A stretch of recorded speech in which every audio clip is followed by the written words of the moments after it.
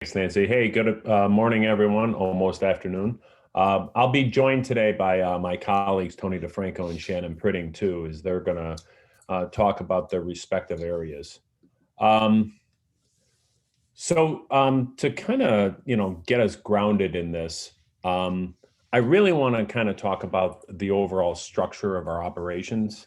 OLIS is designed to really try to maintain the campus perspective of library services. And so if you look at the team that we have in OLIS, most people are actually on campus lines, meaning they're actually situated at campus. And Empire State College has been a great partner in this, as well as New Paltz, and there's going to be others, I think, in the future.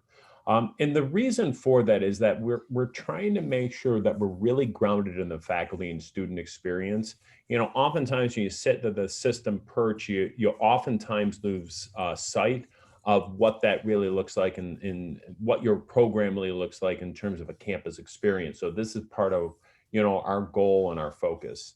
Our services are really grounded and baked in customer service. We try to meet the campuses where they are. We work closely with all the units in academic technology services. I mean, Michelle and Kristen we work with, people in SUNY Online. We work, of course, with our colleagues at CPD. We try to lean in as much as we can to the core infrastructure we have, because instead of just spinning up programs as kind of nuanced or individualized, we try to make these as collaborative as possible, because we think that what we're all trying to accomplish together requires a village. It doesn't just one single unit or just one single individual. We provide the campuses with a technological infrastructure, a lot of vendor management, especially for our shared library collection. We call SUNY Connect. It's mostly our electronic resources. We're also provide services for open access publishing with our repository environments, but also we help support some of the library archival activities with some of our other repository efforts. And as most of you are probably aware, we've taken a big step forward with open educational resources. We've worked with OER going back from 2011, 2012, and now it's really just part of the overall service structure that we have out of OLIS. So I want to kind of like level set everybody where the operation really kind of took off in 2018 and where we sit now. So OLIS has been around for a number of years, and OLIS has always been primarily focused on supporting the campus libraries and really focused on helping with their technology support. In 2018, we migrated away from a legacy system called OLIF. Now, OLIF at the time was when SUNY first implemented the platform. It was way ahead of its time. It was probably one of the very first library platforms that could meet the needs of our users at where they were at that time. But as technology evolved, the platform itself, it became out of date. And so we had to migrate to a new system, and this new system is called Alma Primo. And this essentially is kind of a snapshot of what that technology footprint looks like. One thing we do with, the library system, it's a SaaS-based environment, is we really support the campuses with the core technological infrastructure they need to be able to maintain their library system. Now, each campus, of course, has different levels of support in terms of what they can do internally, and they lean heavy on us to provide a lot of that core infrastructure that's required to make sure that the system is up and running. Again, what we've done is we've leaned in to try to take as much as that campus perspective as we can into our services. And what this helps us to do, it helps us to kind of remain agile and also meet the demands as they present themselves. When you look at that overall infrastructure, I really want to focus on what those three main branches are within OLIS. So each organization is independent. It works by itself, but it's complementary to each of the other environments. Again, we're really committed to the customer service portion of this. We're really committed to the user support.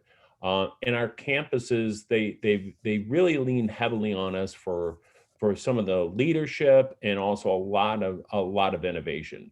Um, but really, our focus is on letting the campus provide as much of the vision as possible in order to bring this whole thing to life. We don't want to drive the vision. We need the campus to help us drive that. We don't want to get too out in front of our campuses. If we oftentimes we do that, we trip over our own 2 feet.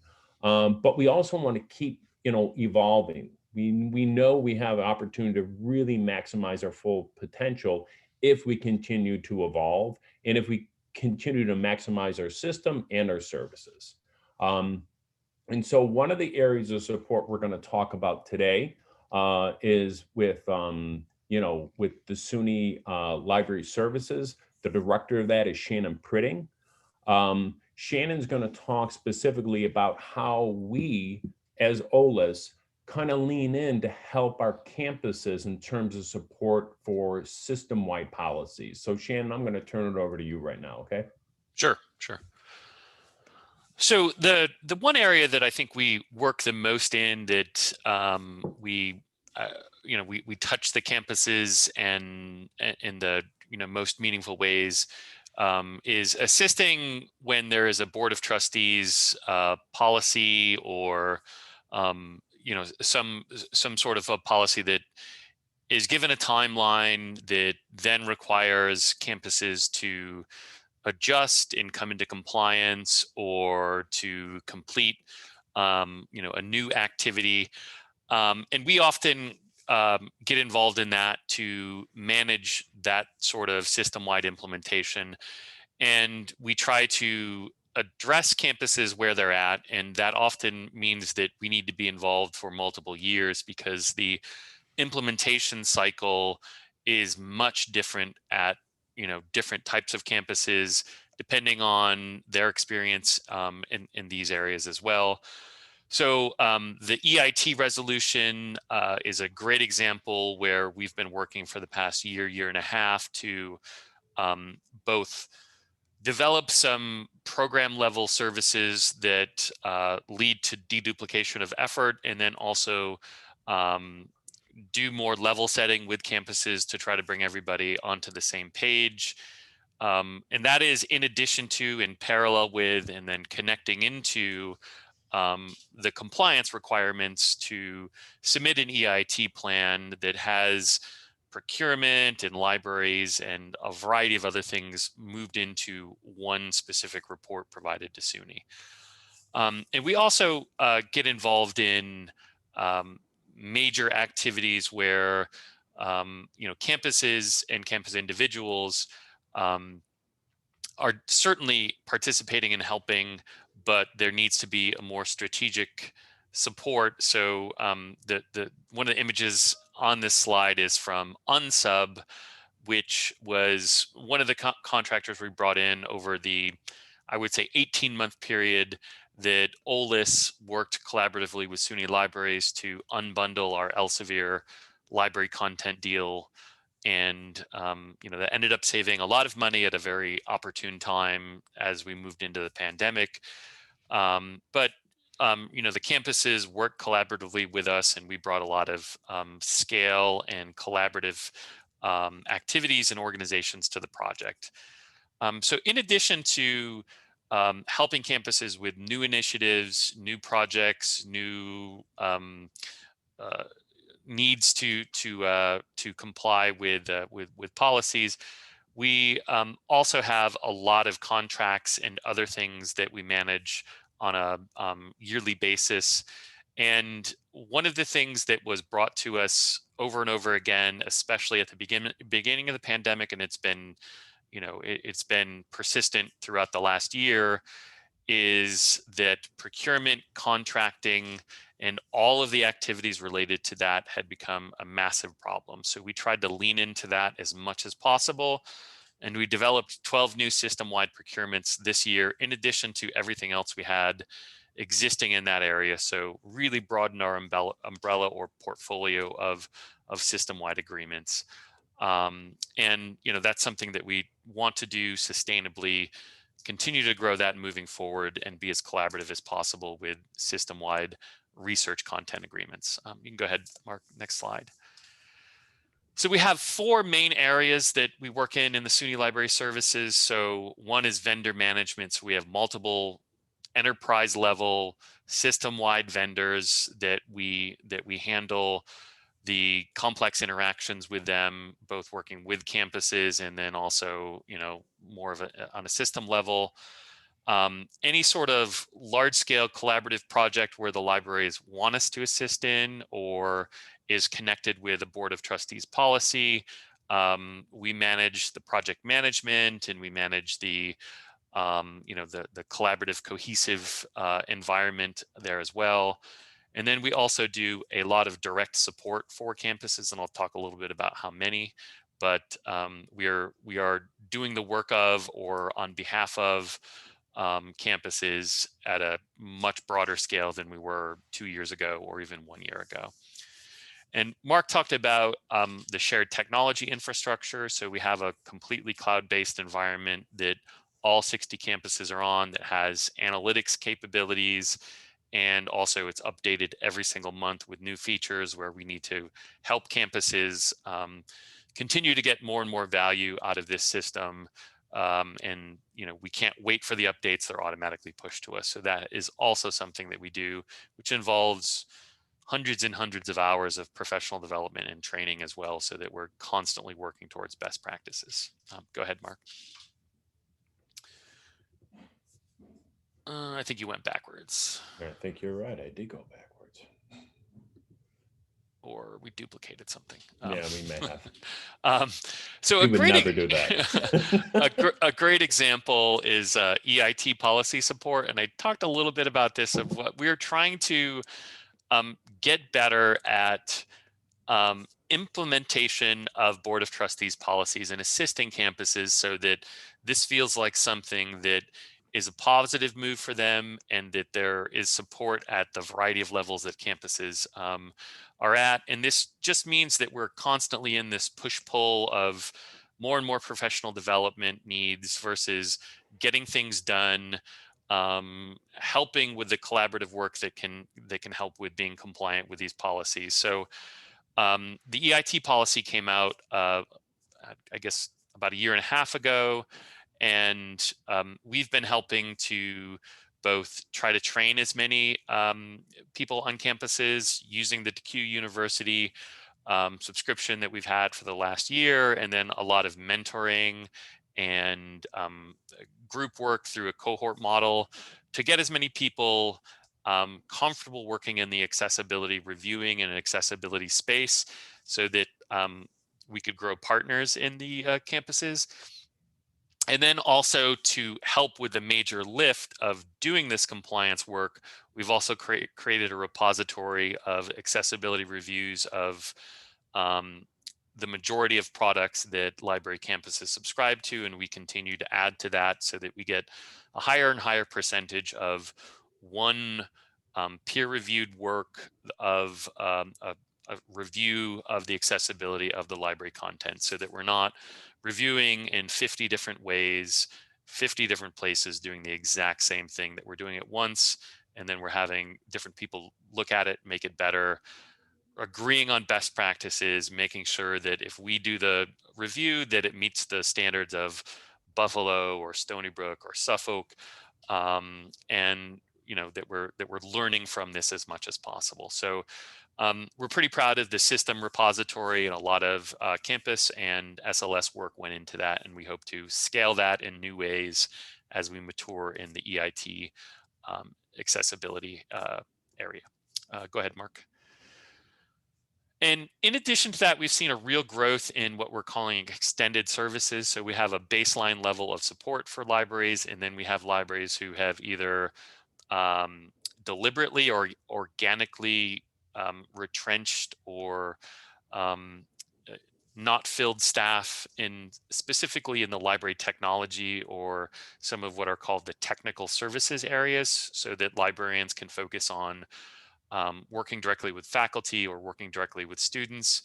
So that's an area where we do a lot of support, and this is in all different types of campuses.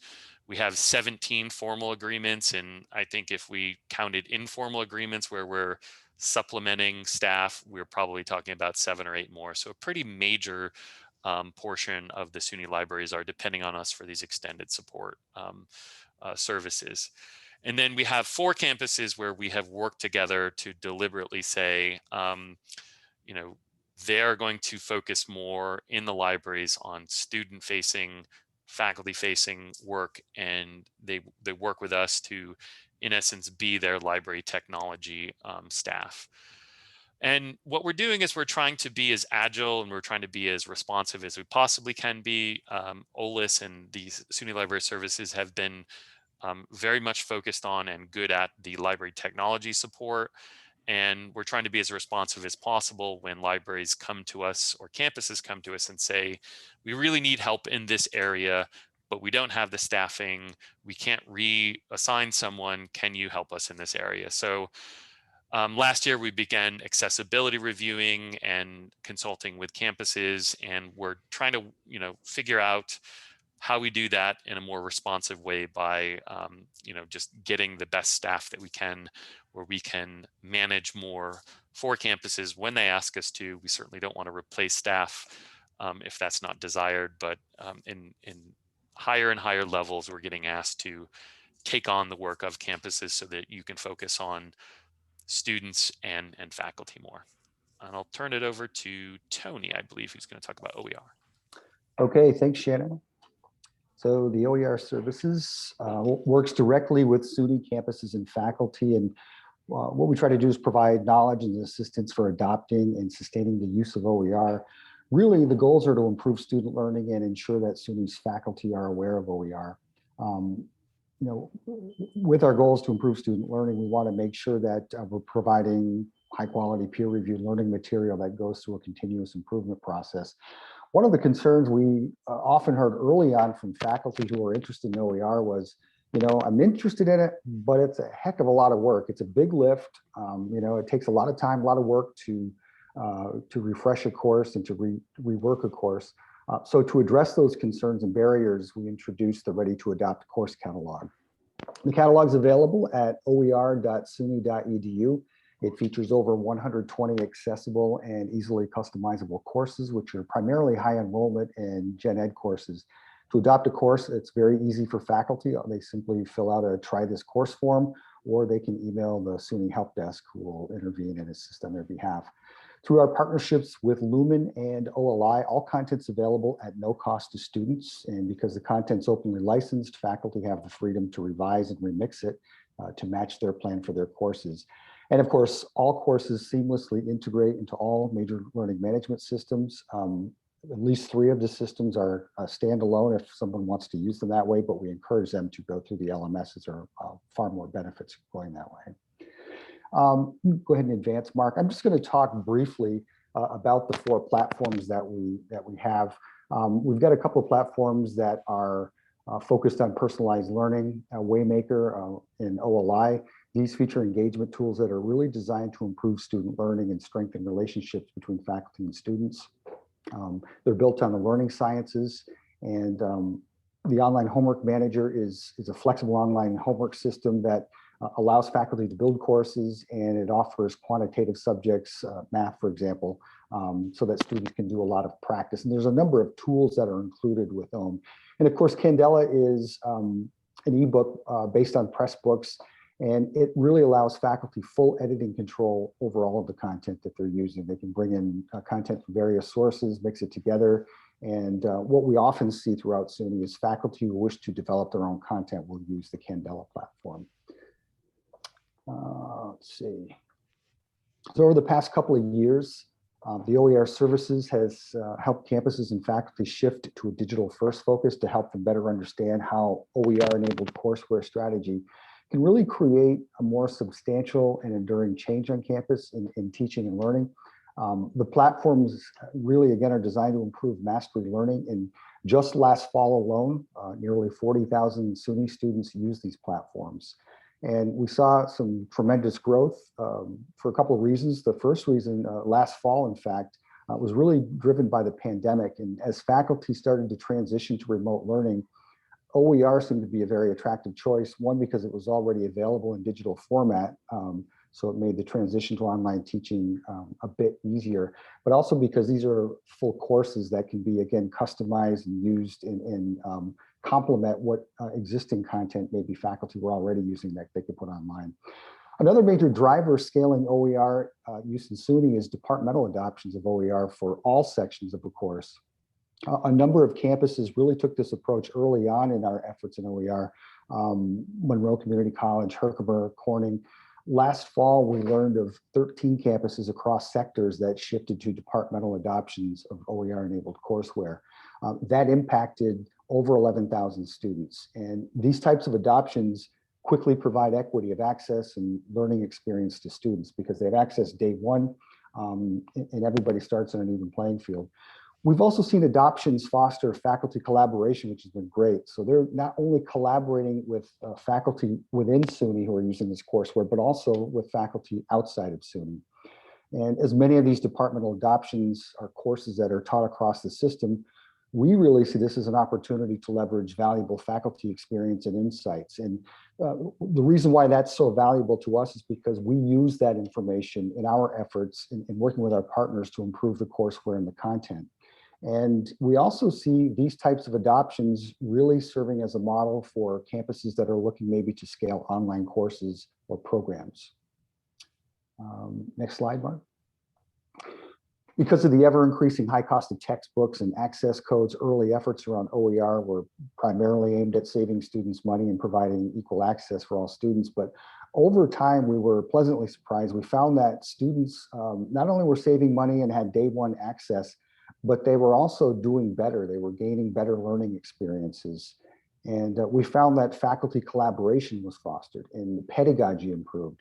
And accessibility has become critically important, as we all know. So in addition to ensuring that the OER content is not only high quality, we take great efforts to ensure in working with our partners that the content and courseware adheres to accessibility standards. Next slide. So Mark touched on this quite a bit. You know, our real goal for the OER initiative was to leverage existing resources within the system. And we have a lot of resources. You know, for example, we thought it doesn't make a lot of sense for us to create our own help desk. We have a fantastic help desk in SUNY Online Support Services, so we work closely with them. For large-scale faculty development, we rely on the services of CPD. To ensure that content meets SUNY Electronic and Information Technology Policy, we connect our partners with NASLA. And we rely on SUNY Press quite a bit for faculty who request publishing and print services. So we really strive to leverage the tools and expertise on the digital courseware and digital learning and use the research and data to help kind of inform and shape how we do business and how we work with campuses. And by leveraging these resources, the OER initiative has resulted in very strong relationships. And it's also helped campus to take advantage of resources that they may not have been aware of or didn't think of, like digital courseware, faculty development opportunities, guidance around change management, and sustainability models for innovation. And next slide. So a lot of folks still perceive OER as just that inexpensive content or free content that saves students money. Yeah, it is that in many cases, but it's really been embedded in SUNY's culture and fabric with regard to the use of the digital platforms in transforming the learning experience. So faculty and campuses who lead these transformations in their courses and programs are supported through faculty development programs, Lumen Circles, for example, which focuses on critical reflections on teaching and learning. And it's not just about OER. It's really focused on the teaching and learning aspects. And OER is actually infused in many different ways in SUNY. If you think about it, campus and educational opportunity programs, guided pathways, international collaboration, and in a number of other ways. So OER really does address the inequalities that maybe traditional published materials don't, such as access, cost, and accessibility. So, we feel because OER is so embedded into our culture that SUNY is proactively addressing those inequalities. And it looks like we have about 5 minutes. Yeah, I'm going to just quickly touch on the open access repository environment. So in 2018, the SUNY Board of Trustees, they passed an open access resolution. And it required all state operated campuses to implement a local open access policy. And that was for the state operated campuses. It was left optional for the community colleges, and several have taken advantage of it.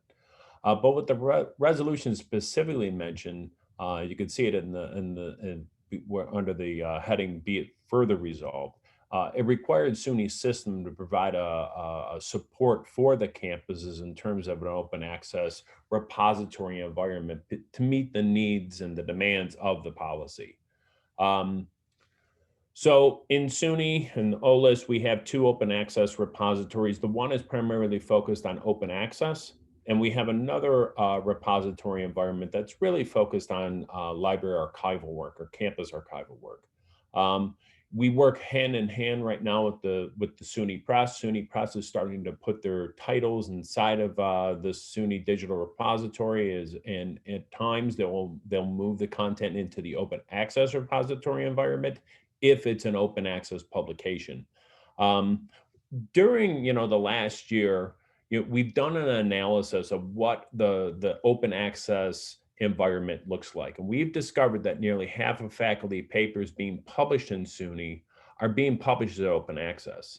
And primarily it's driven, I believe, by federal regulations of a lot of the federal grants that faculty receive to conduct their research. But also I think there's just a broader awareness amongst faculty that open access does increase access to not only high quality research, but also levels the playing field so that people in areas of the world that don't have, the resources that SUNY has to access quality research can access that research. And SUNY is really becoming a big player in that space. And it's good just to see the overall global energy around open access and the open access environment. So, we're starting to see more opportunities for open access publishing in SUNY. We're taking a look right now at supporting digital pedagogy and the digital humanities. Again, we're working closely with the SUNY Press and a number of SUNY campuses to get a better handle on how we can support that. But also we're starting to look at things like transformative agreements. I think maybe a number of you have seen recently that California signed an agreement with Elsevier where, faculty can publish open access immediately. We don't believe SUNY is there just yet. But we are closely monitoring the market and taking a look at some of those transformative agreements and starting to think, is there a role for SUNY to play in here? And does SUNY want to lean in and start thinking about some of these transformative agreements? Here are the repository environments. If you want to take a look, SOAR, the SUNY Open Access Repository, is featured on the left, and the SUNY Digital Repository is featured on the right. These repository environments are available to the campuses. Right now, there's currently no charge for these services, for these environments. But as we grow and as we mature, we might be looking for revenue sharing opportunities for our campuses and some cost sharing opportunities for us so we can share these environments together. If you need to reach out to any of us, that's our contact information. And, I know we don't have much time left, but we're happy to field any questions that people may have. I can't see the chat. I don't see the activity. No activity.